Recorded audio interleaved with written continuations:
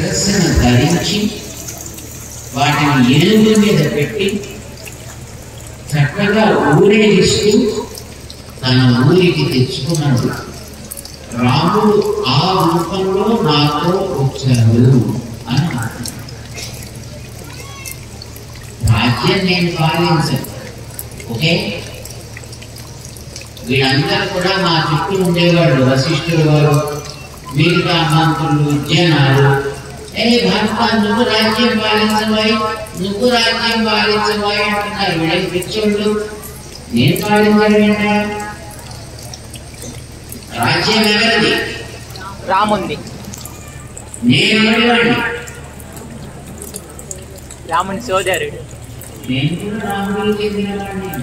రాజ్యము రాముడికి చెందింది.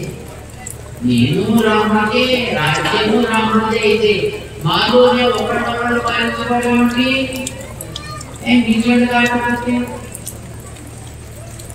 మీ దగ్గర ప్రసాదం ఉందా? ఇచ్చింది కట్టే పెట్టారా?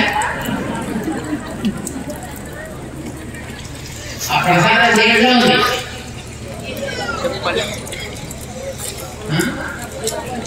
కడుపులోనా కప్పులోనా? కప్పులు. ఇంకా ప్రస్తుతానికైతే కప్పులోనే ఉంది. ఇప్పుడు ఆ ప్రసాదం ఎవరిది?